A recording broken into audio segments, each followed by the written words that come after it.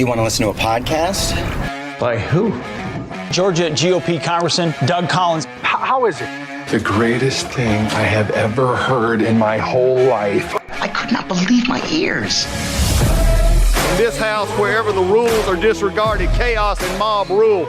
It has been said today, where is bravery? I'll tell you where bravery is found and courage is found. It's found in this minority who has lived through the last year of nothing but rules being broken, people being put down, questions not being answered. And this majority say, be damned with anything else. We're going to impeach and do whatever we want to do. Why? Because we won an election. I guarantee you, one day you'll be back in the minority and it ain't gonna be that fun.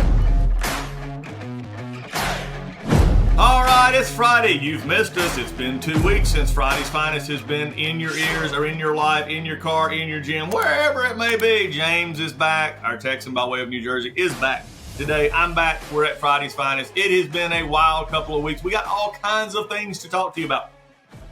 From snakes in Florida to kickoff launches also in Florida to, NBA players wielding guns. I mean, it's just all kinds of stuff on Friday's Finest Day. You don't want to miss it. We'll get to it in just a minute. But just a few minutes before we start, I got to touch on last night. We're going to probably hit it a little bit in Friday's Finest. But Ron DeSantis kicked off his campaign last night. Depending on who you want to talk to, it was either a magical thing or a complete disaster. I think if you're looking at it from a perspective of, did it work the way that the person who has portrayed themselves as being in control and being the one who is the forward visionary and looking at it? I don't think they can call it successful considering the glitches of the first 20 minutes, which gave his opponents all kinds of political fodder. I think it did reach into an area, maybe a certain, and talk about policy. I think what I have heard offline, not just the press. Now, the press want Donald Trump. Let's just be real frank about this. Press want Donald Trump because they write the story, he gives them headlines, and they want Donald Trump. So, again, the press is going to be exceedingly hard on most anybody. I think DeSantis, who they don't like at all because press, he has a different tact with the press. He doesn't talk to them. He doesn't coddle with them. He doesn't, go in with them. He only picks the ones he wants to talk to. So they're going to be hard on him anyway, but the press is universally, just say not kind. Now, can he overcome what happened last night? Oh yeah, sure. We're way into this. He did talk a lot of policy, but I think for a lot of people, it was also maybe boring. And maybe boring will win out in the end. We'll see. But it started last night. I do think for the most part, they will, have to change the promotion here, but we will see. Tim Scott also, as we talked about earlier in the week, entered this race this week. I don't think they're done. I think you're going to possibly see one or two more from Chris Christie to possibly Glenn Youngkin to some others possibly get in this race, even Sununu up in New Hampshire. We'll see, because I think there's this feeling out there for many that Trump, either they don't think he can win in a general, or they don't think he can. I think it's the biggest issue, or they think there's other issues. So they're hedging their bets. The vast people who vote say they want Trump right now, and the others, basically say, we want somebody else. So it's just going to be an interesting time here. Trump's still winning by far in the polls. We'll see if that changes. But you know what? Enough of politics for the day. Enough of Friday, getting in the way of Friday's Finest, because now it's time, right after the break, for Friday's Finest with James and I. Hey, everybody, you know about Legacy Precious Metals. Legacy Precious Metals, you hear from them. We talk once a month. We talk about Legacy Precious Metals, talking about precious metals being part of your portfolio, how they're your navigator. Well, now they're not only navigating in a new way, they're actually giving you a new way to buy gold and silver. In fact, Legacy Precious Metals has developed a revolutionary new online platform that allows you to invest in real gold and silver online. In a few easy steps, you can open an account online, select your metals of choice, and choose to have them stored in a vault or shipped to your door. I'm more of a ship to my door kind of person. I enjoy having them with me, but they can do it either way, and you can now do it online. It gives you real access to a dashboard where you can track your portfolio growth in real time, anytime. You'll see transparent pricing on each coin and bar. This puts you in complete control of your money. This platform is free to sign up for. Just visit legacypminvestments.com and open your account and see this new investing platform for yourself. Gold hedges against inflation and is against a volatile stock market. A true diversified portfolio isn't just more stocks and bonds, but a different asset class. This platform allows you to make investments in gold and silver, no matter how small or large, with just a few clicks. Remember, do as I have done. Go to legacypminvestments.com and get started today. And now you've got a new tool to help you along in your investments. Hey folks, MyPillow is excited to bring to you their biggest bedding sale ever. For a limited time, you're going to get the Giza Dream bed sheets for as low as $29.98, a set of pillowcases for only $9.98, and rejuvenate your bed with a MyPillow mattress topper for as low as $99.99. $99.99. Get a mattress pillow topper. Look, they come in all sizes. They got all kinds of stuff, blankets. They've got duvets. They got quilts. They got comforters. They got body pillows. They got bolster pillows. They got all that big discounts. And also, they're extending their money-back guarantee for Christmas until March 1, 2023, making them the perfect gift for your friends, your family, and for everyone you know. Folks, and just from a personal note here, I have the Giza Dream sheets. They're on my bed right now. I slept on them last night. Some of the best sheets that we and Lisa and I have ever owned. They are worth, I mean, at this price, they're a steal. My wife and I have bought bed sheets, linens at much higher cost. It's supposedly much higher quality. These from MyPillow are at the highest of quality, and at a price like this, you can't beat it. So go now to MyPillow.com, use promo code Collins, COLLINS, or call 1-800-986-3994, and you'll get huge discounts on all the MyPillow bedding products, including the Giza Dream bed sheets for as low as $29.98, and get all your shopping done while qualities last. And remember, put in that promo code Collins for these discounts. All right, James, how we doing, buddy? How are we today, Doug? We're good. Do you think the world, I mean, we found out the world barely got by with us not being able to be with them last Friday. Yeah, I heard people were lost their mind. They flipped out. They were flipping their desks at work when they turned on the show Friday and just heard it wasn't me and you.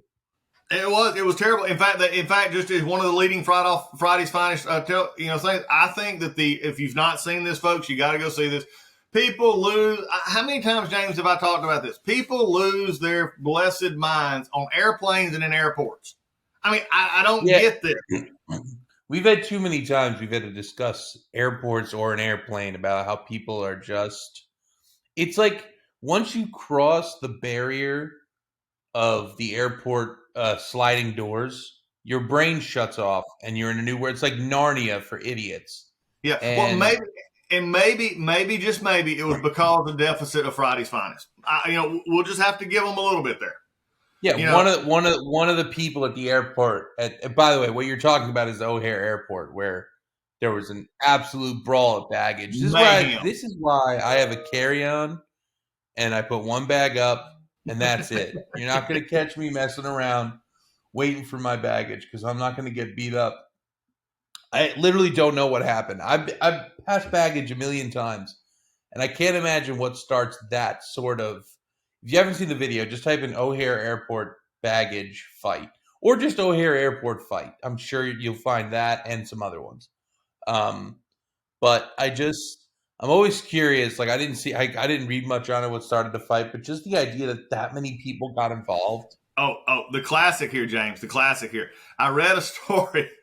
The red part of the story for me, the Tribune or where, I can't remember where it was, but it actually said, I kid you not, now you're going to love this, okay, from your part of the world.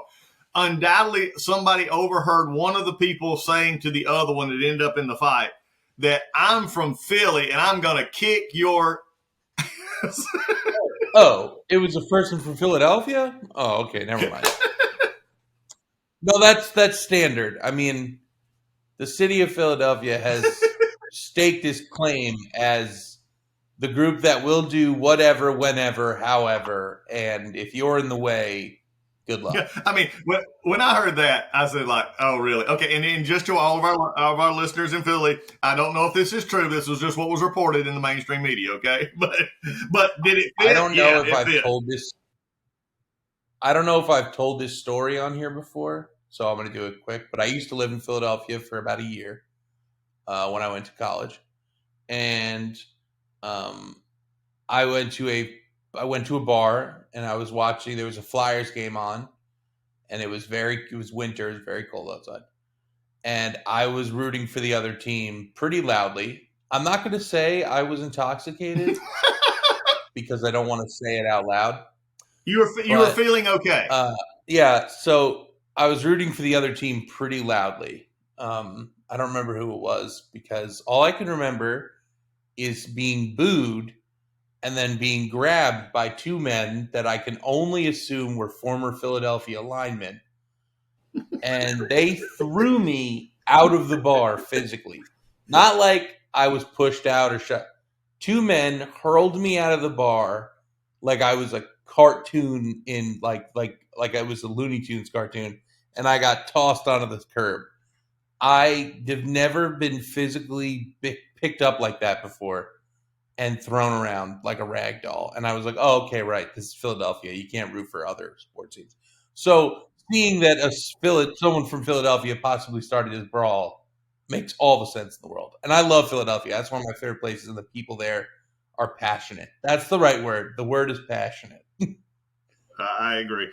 This would be a great time to interject into the show here. The clip from Ron White saying that he was not publicly intoxicated. He was intoxicated in a bar, and he was thrown into public. That's right. Into public. I can hear him saying it right now. Public. I was thrown into public. Yeah. The great tater salad. Tater salad, baby. I love it. Anyway, but O'Hare, just again, if you can carry on, do carry on, because it's the moral of the story is don't bring too many bags to the airport. Okay, but I want to go, while we're doing this, let's just dive into this a little bit more. Okay, I don't get it. My generation, if a fight started, you would either do one of two things, okay? You were either part of the fight or you tried to break it up, okay? Sure. You didn't just take your phone out and start videoing. That's because your generation didn't have phones, Doug. But this is just so, to me, so stupid. You're sitting there watching somebody get the bejesus beat out of them, and you're taping it? What do you want to be? Doug, this person gets how more much shots money to the head, they're dead. For those stupid videos? TMZ will just throw money at you. Plus, we are the generation of cell phones, and we're gonna record it.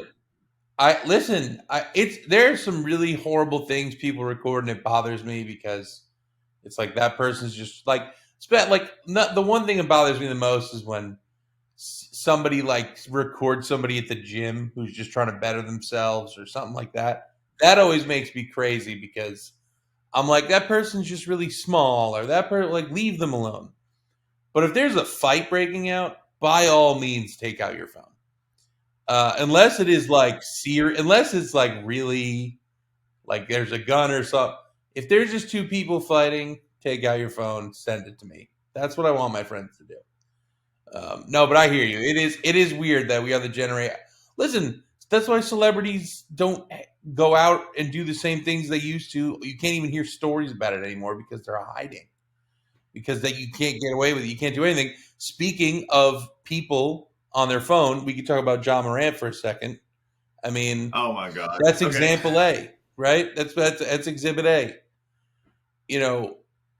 I think the gun issue is less the problem than it is, because I agree. He didn't do anything illegal, as far as I know. I don't know if the gun is registered. No, he's just stupid. Well, yeah, and I've always been a proponent of, you don't have to be a role model. That I used to really take that stance as a kid. When I was younger, because I was like, it's not up to that person. It's up to your parents to manage who you're going to be, right? And just because they see something, if they say that Ja Morant has a gun, they go buy a gun, you need to do better as a parent. But the more I think about it, he doesn't really have an option. He is a role model regardless, right? So to pretend to be a tough guy when you grew up like the rest of us, you didn't grow up in the trenches, or you didn't have to claw your way out to get better, and you grew up having to keep a gun on you to stay safe. You grew up in the suburbs. You play basketball like a private school. You know what I'm saying? Yeah. Not to be fun. I know, I get it. You're in Memphis and the people you surrounded yourself by are tough guys, and like you got to pretend that you're like, I don't know, you're part of it, but like there's no need. Like you're a millionaire. Then look, maybe at one time, you had this culture, the NBA, the bad boys from Detroit, Chicago. You don't have that anymore. I mean, these are pampered athletes, okay, who don't even know what the meaning of walking is. Listen, if you want to know what be like there's a couple of guys in the NBA, obviously, who grew up with obvious, like they play basketball to get out. We all know that. If you ever want to read something if you want to read about growing up in the trenches, Tough Juice is one of the best books by Caron Butler you'll ever read. But he had to do stuff to survive. Ja Morant is pretending to do this stuff, and he looks foolish. And then he basically he looked Adam Silver in the eyes, who's the commissioner in the NBA, and he was like, I'm totally going to change my life. And then like a month later was back. First of all, your friends have Instagram Live. Like that's the easiest thing to get caught. Just stop. You can't tell someone to stop hanging out with people because they just take it as oh no, I do what I want. But somebody needs to go get Ja Morant. That's all. Go get him. He's cute. Like I said, there are plenty of the hard story. I mean, Jimmy Butler, James Butler from Miami. I mean, great story. Oh, he's one of the best stories you'll ever hear. And he it just does his business. And I guess I grew up I'm one of the older Gen Xers. Okay, I mean, I am the one who drank from the water hose in the water. We did all this stuff. I can go through the whole thing, but at the same point in time, this culture of what I say showing off is just interesting to me. I mean, we've made that the standard. Back in in years past, it was like, do your job. I can remember my brother who played baseball. They played on the American Legion team. He went on to college to pitch baseball. Great pitcher, but they had a great team. One of the guys went on to quarterback at Appalachian State. I mean, they had people drafted. It was a great team, but they typically beat up most of the teams they played. Okay, and they would go to regionals and finals and nationals and stuff like that. But yet they had a tradition they started that when somebody hit a home run, the only person that would greet them at the plate was the next batter. And they asked them, well, why are you doing this? They said, we want to, we're acting like we've been there. This isn't new for us. This is something we do all the time. I agree with you, Doug. I think I think you need both in sports because I think you need both versions of people because you need a villain and you need someone to root for. Like we all need everybody wants Ric Flair. Everybody wants a Barry Sanders, right? Everybody wants a dude who just takes it 90 yards to the house and then walks over and hands it to the referee. However, we also want Randy Moss. You know what I'm saying? You want Terrell Owens occasionally. Terrell Owens might have been too much. But you want somebody who might celebrate, have some fun. You need it. I think it's important for the game. Ja Morant's one of those guys that like when he could dunk it over 17 people and your head explodes and maybe he won't go crazy that time, but he might go crazy if he hits a shot. Whatever. Not the point. It's the kind of thing where in this case, like, yeah, the NBA is not exactly the humblest league in the world. But if you do take Jimmy Butler, for example, like, yes, he gets in your face, he talks talk and walks the walk and does everything. But he also, like, at the same time, like, he always is there. If it's business, it's business. And he knows the difference. Where Ja Morant's a young kid. He's still, what is he, 23, 24? I don't know about you, but I was not. I mean, that's only 6 years ago, but I still wasn't a smart kid then either. So, again, But why don't they put somebody with him? I mean, that's the part that I go. Some of these kids, like he is the face of the franchise. He might be he's one of the best players in the league, if not the top 3 point guard in the league. But doesn't this kind of? I mean, again, when do we take the? And I get it. Okay, again, I'm not looking to the NBA for my role models. I'm not looking to the NBA, NFL for my role model. But people do. I mean, these kids do. And what was it? And I wish I remember who did this. And I want to say, golly, this bothers me. But I don't want to misquote it. But a very famous athlete, and I'm going to say something like a Magic Johnson or a Deion Sanders or a Kobe or somebody, it was in that vein, went to a inner city school, young school, like elementary, middle school age kids, and asked them, basically how many of them wanted to go to college or wanted them to, be an engineer, doctor. Very few in raised hand. How many of them wanted to be pro athletes? Like all of them raised their hand.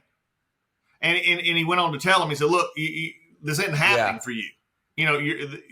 I got to be just honest. There's not maybe one in this building that would even get looked at by a major college. And it just goes on. And then you get the Jokic from Nikola Jokic. Nikola Jokic from the Nuggets, who, I mean, he just does his stuff. I agree with you, but have you seen his brothers? His brothers might be Serbian gangsters. I'm not even kidding. They're straight out of a movie. But no. I know that's the appearance of for those who are literally here. But in all seriousness, like, you're right. He comes in, he does it. Listen, there are plenty of guys. Take the shots you want at LeBron James. That man has come up from nothing to the most touted human being to ever probably touch a basketball up until very recently with Zion Wembanyama. And he lives in this world where he has somehow become a role model with all the things that have come at him and doesn't make mistakes. Yeah, the biggest mistake he made was saying, I take my talents to South Beach. That's a pretty good career, if you ask me, if that's the worst thing you've said. Yeah, well, the one thing with LeBron too is just is a cocky arrogance, but he backs it up. I mean, I got whatever. No problem. Listen, you can't. If you're going to be at that level, there's a cocky arrogance. He happens to say it too often because I think he's always trying to make sure that people know. But we know. We just want to hate you because you're not Michael Jordan. And the generation who didn't like Michael Jordan wanted to hate him because he wasn't Kareem. And we'll do this until the day that we die because humans are miserable. Well, speaking of this, though, the Nuggets pretty well put the Lakers in their place. They did. It was, 4-game sweep. I think it is tonight, if I'm not mistaken. For those of you listening on Friday. No, I think the Heat's going to put away. Yeah, the Celtics. I think they may have already put them away at this point. Hey, that's going to be a good series. If that's a Celtics Heat, if that's a Nuggets Heat series, that's going to be a good series. Yeah, I know that people were joking about it, but they weren't going to air it because nobody's going to. What? Oh, yeah, James, this comes from somebody who is not an NBA fan at all. Yeah, I live and die by it, so I'm all in. And so you go off on it. I look at it as a small court rugby because they're just, again, I mean, ticky-tack fouls, then they don't call stuff, then it's just like, oh, whatever. But anyway. I think we could, again, we don't have to get too into this, but I think the pendulum has swung too far to the right. We used to have fights. There used to be fights in the NBA before my time that got so out of hand that when they were airing it, people were like, I don't want to watch this anymore. And there was a huge racism element to it, especially at Boston. But there was like a huge racism element to the idea that like white people didn't want to see black people playing and all that. We can talk about that for decades. But now that they've gotten rid of pretty much any violence whatsoever, so like if you get in someone's face, it's a technical. You do this, it's technical. You do that. It's gone so far that like players look like a bunch of punks. They almost make their players look like they couldn't handle getting in the heat with somebody, And don't get me wrong, some of them don't want to fight. They just get in each other's faces because they know it's going to be broken up. But there was a time where if you did get in someone's face, someone like Ron Artest would hit you so hard you would think twice about ever doing it again. Someone like could you imagine the Memphis Grizzlies going against the early '90s Detroit Pistons? If they went to the paint and Bill Laimbeer and Rick Mahorn were there, John Morant would not be playing basketball anymore. No, it's true. No. I mean, even think about those. We joke about it, but do you remember the Malice at the Palace in 2004? Because I do. I was watching it with my dad. It was probably the coolest thing I've ever seen live on TV. Because the way the camera panned from the court to a human being running up in the stands. Now, again, you never should fight fans. They did throw something at him, so he had every right. But in all, like those guys existed. Like Ron Artest can't exist anymore. He was one of the greatest defenders to ever played the game, but he also couldn't exist because he would throw an elbow and like try to kill James Harden. I remember that. Like these people can't exist in the league anymore because they don't need enforcers. They're just ticky-tack foul guys. You're right. It is crazy, and we don't have to keep talking about it, but they need to bring it back a little bit to the left, and Well, one thing I do want we're going to continue this little bit of an NBA trend here for just a second though, because the bride and I we watched the movie Air about the Michael Jordan Nike deal. How Ben Affleck, amazing is that Matt movie? Damon. Have you seen it? I just watched it like a week ago. It's one of the best. It's one of the. We watched it. It was so cool. Can we talk about the thing about how great sports movies are never really about the athletics? Right? Like a movie like this reminds me a lot. I'm not comparing it to it because Moneyball is probably the best sports movie ever. But that it's in that vein where like they did something revolutionary and you knew it was going to work out in the end and it was going to be great and whatever, and obviously we all know the story of MJ and Jordan, and I knew most of it, but there were details in there that like kind of blew me away, like the idea that he actually went to their house to try to convince him. I knew MJ wanted to be an Adidas man, but I didn't know they went through all that just to get him. So it is incredible. Well, it was an incredible movie. Damon did a great job acting. I mean, did you recognize Matt Damon? I recognize Matt Damon only because the tricky thing was how great Ben Affleck was, because I hated him for no reason for so long. I think it's just I was jealous, as we all are. I said I watched Ben Affleck again in the movie called The Accountant. I haven't seen that movie. Is it worth watching? Okay. Yes, good. very much so. All right, I'll watch anything. So, remember a couple weeks ago? This is probably more than a month ago. We were talking about when there's really good writing in a show or whatever. Yeah. The Sorkin effect. You can feel it. This movie was beyond well written. It was unbelievable. Well, it did, and it flowed well. If you've not watched this movie, you need to watch it. It's a story that's been out forever, but now it's being told. And what I would encourage you to do is look at, wait till the end credits when they talk about Matt Damon's character. They talk about, of course, Phil Knight, who started Nike and everything. But and again, enough credit. I was really happy that they gave the credit to Michael's mom in foreseeing that they were going to make money. And this is the old intellectual property attorney here, speaking here, that they were going to make money off of Michael. Why shouldn't Michael get part of the credit?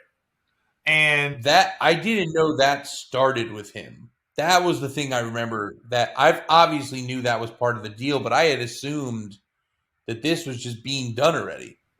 But the fact that he's the first player to start the trend of, if you're making money, I'm making money, is insane. Nike literally opened the door for millions of athletes, thousands of athletes, to make double, triple the money they were going to make. Oh, it was amazing. One of the notes in there, if you see in the scene, and again, not giving away, but it was the scene in there where Ben Affleck, who plays Phil Knight, says, okay, fine, it's all right. What's the most we've ever sold of a shoe in a year? And it's like 1.3 million or something like that, different shoes. They sold first year was like 160 million in the first year. Michael Jordan gets passive income of $400 million a year from Nike. Passive income. He doesn't do a thing. Yeah, okay. So, here in 1985 went on sale for $65. Nike expected to sell 100,000 pairs in the first year. Instead, it shipped 1.5 million pairs in the first 6 weeks. You know what's crazy too is they had that great opening, but what people forget, because obviously they don't put this in the movie, is MJ got hurt in his second season. Yeah. And he had to sit out, so they probably went into panic mode for a little bit. Oh yeah. And then of course he turned around, and that next year he came out with probably his greatest shoe ever. Oh yeah, well remember and we went over the sneaker stuff before, but remember also Jordan didn't win his first title. What was it, until like 6 years in the league, 7 years in the league? 1991. Yeah. So I mean, it was people were beginning to wonder. I mean, think about this. People were beginning to wonder. But he was still averaging like. I think it was his third season or something, or second. He's averaged like 37, 38 points a game. So he was still doing crazy stuff. He was winning dunk contests. He was winning All-Star game. I think 88, he won Defensive Player of the Year, MVP, All-Star game MVP, and was a first team all. If he had a crazy, absurd season, but I have to say this though before we move off of this. There was an Instagram post the other day. A reporter asked Michael Jordan if he thought the 90s Bulls could beat LeBron's Lakers. Okay, that was the question. MJ said yes. The reporter said, by how much? MJ said 2 or 3 points. The reporter said, why such a close game? He said, well, most of us are 60 now. That's an all-time quote. He really is. You gotta love it. Gotta love it. Speaking of, moving on from legends to another legend, and we got to put in some music here. It is, we have to remember the passing of the legend, the woman with the amazing legs, amazing voice, amazing sound, who had a crush, according to her own self, on Mick Jagger most all of her life. Tina Turner passed away. I mean, you just amazing. In fact, we're going to pause here for a moment. James is going to just do a few songs, just do a little bit of montage here. Speak the language of love like you know what it means. And it can't be wrong. Take my heart and make it strong. You're simply the best. Better than all the rest. What a voice. James, I mean, really? I mean, and to come through everything. I remember listening to her. My mom would put her on. Yeah. I mean, I remember. Okay, here's the interesting part. I remember her from the 70s or stuff, but when she really took back off was in the early 80s, and I think a lot of the generation began to really know her. I mean, that was when Private Dancer came out. She did the Mad Max Thunderdome, that kind of stuff, and then she was, of course, on Live Aid. For those of you who are too young to remember Live Aid, just look it up. Okay. Anyway, and I mean, just amazing. And she was 83, I think it was, when she passed away. And I just got to thinking about that. That was and it was talked about then. When she really started her comeback, she was in her 50s. Yeah. And she looked. That's rare. And she looked like she was in her 30s. I mean, those legs, I mean, the way she moved around, I mean, she's like Mick Jagger. Of course, Mick Jagger's 80-something years old, and he jumps around more than a 20-year-old. But Tina Turner's music, I mean, is just amazing. Yeah, it's obviously, I mean, everybody before, everybody's gone too soon. But she did live a pretty long life and a very successful one, and obviously there are many up and downs, and we can talk about that for days. But she is. But I think that's what I'm saying. Overcame like, she really, that, you want to talk about persevering and being great always. She is a shining example. Yeah, and had just seemingly the best attitude. I mean, and obviously she had a voice of only the gods can give you. No, I agree. All right, a few more things. As we go, remembering the great Tina Turner. Moving on in to a few more things before we let you all out for Friday's Finest today to go out and experience a great weekend. I have to touch on this, James. We got to touch NFL news a little bit. I don't know the specifics. We talked about this a little bit offline, but somehow, some way, the Patriots were caught cheating again. All right, everybody who's shocked, raise your hand. Okay, nobody raised their hand. But I was not on camera, but I want to make it very clear I will never raise my hand for that. Oh, you're the party. I thought you were the now Dallas chapter of the Bill Belichick fan club. Yeah, exactly. I started it last month. Doug, so the thing is they lost 2 OTA days, which is such a weird punishment. They were like, "Oh, we get to have off?" Okay. I mean, Bill Belichick was probably pissed because he wants his players to know that if you do anything wrong, you'll never get to see a football again. But anyway, I mean, at this point, Doug, they could. Who cares? Who cares if they cheat? Let them cheat. Let them. They already got this 18 rings and Tom Brady, and Bill Belichick will never win without him. Yeah, so that makes me feel better. We just need to report. The Patriots are supposedly caught. Well, he has to cheat because his division now he's the bottom of the division. Oh yeah. It's coming. The Jets have Aaron Rodgers, so they're going to go to the Super Bowl apparently. The Dolphins just got loaded up on defense. They're going to be a better football team, and the Bills still have Josh Allen. The Patriots are looking at mediocrity and below in every single season for the next 3 seasons at minimum. So Belichick's trying to figure out ways he can steal the powers from other players, and he's trying to ruin something. And I'm sure he probably had one of his lackeys tape a film session of Josh Allen or something. There's no telling. But anyway, we'll keep you updated on that as we go along. Looks like there was another fight broke out at a Yankees game. Again, not another real episode here to report about, but just keep it in mind. That Yankee game fights are fun because it's just a bunch of guys yelling with New York accents. I love it. All right, one thing though, NFL is changed the rule for next year on kickoffs. Basically, anything far caught.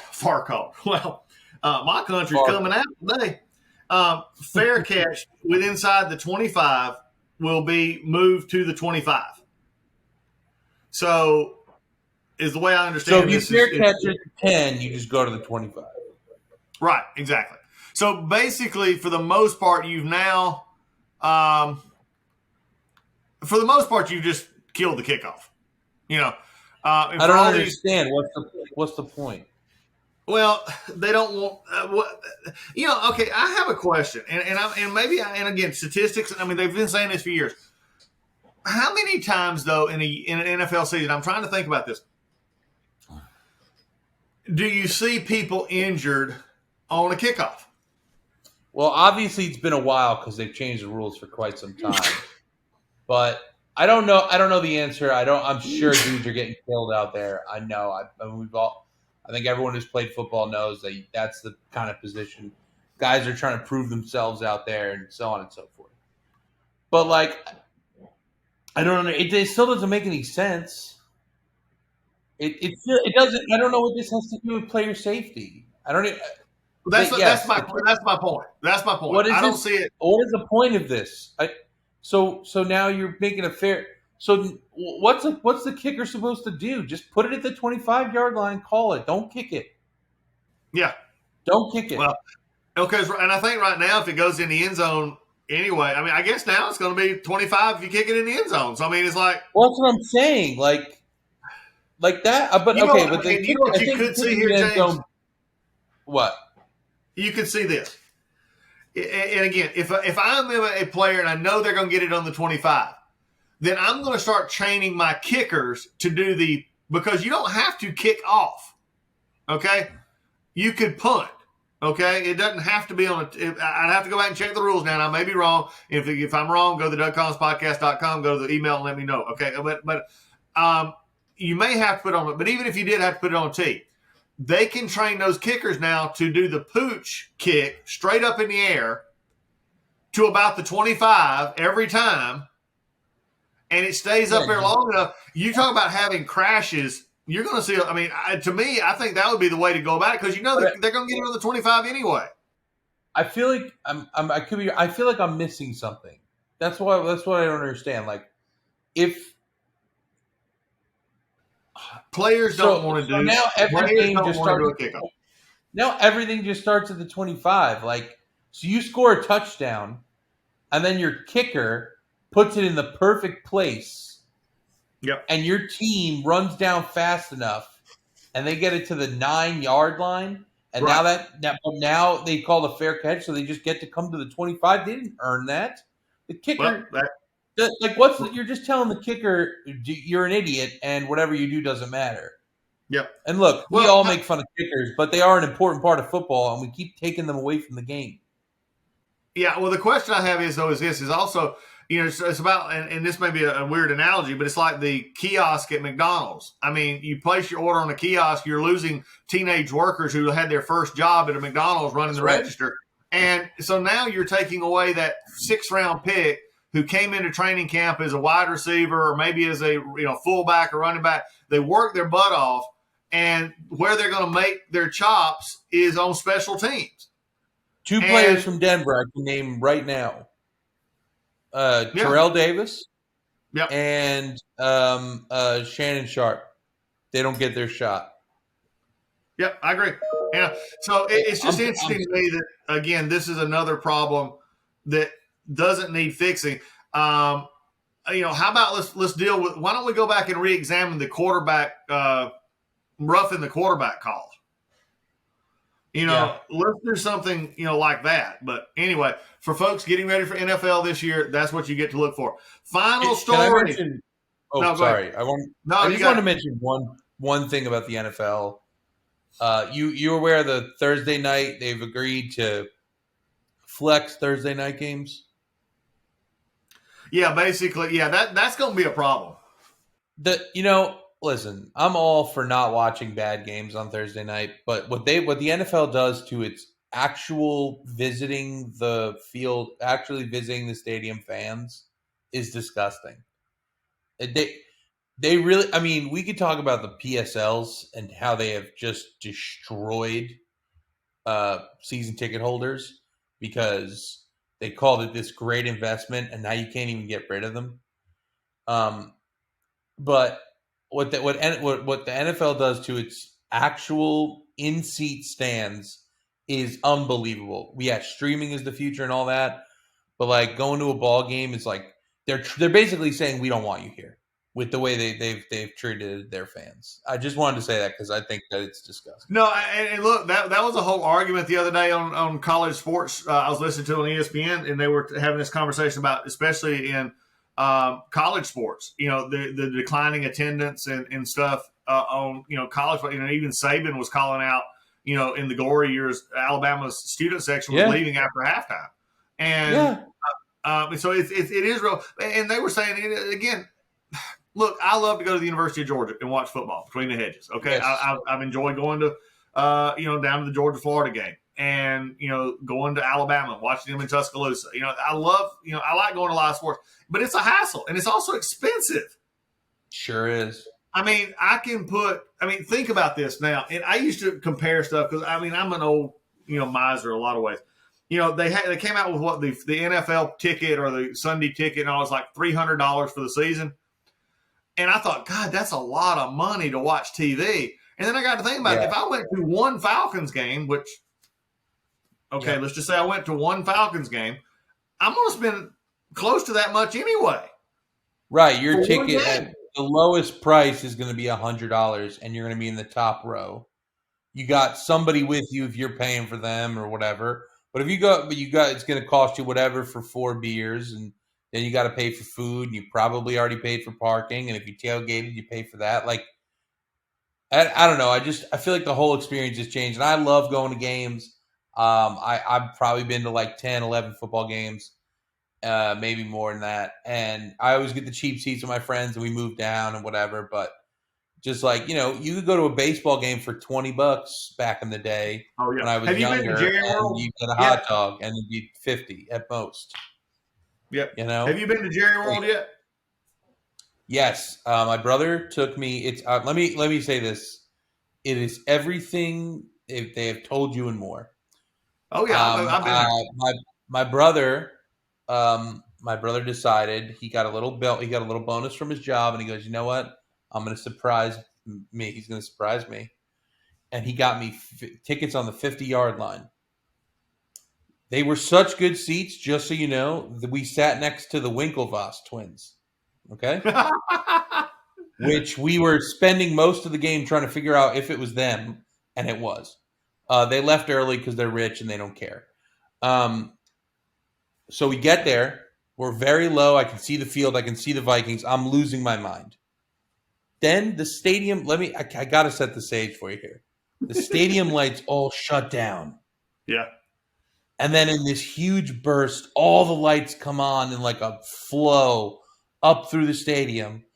And it's like an electric lightning bolt comes through. And then Michael Irvin, his big face, comes up on their Jumbotron and just starts yelling at you.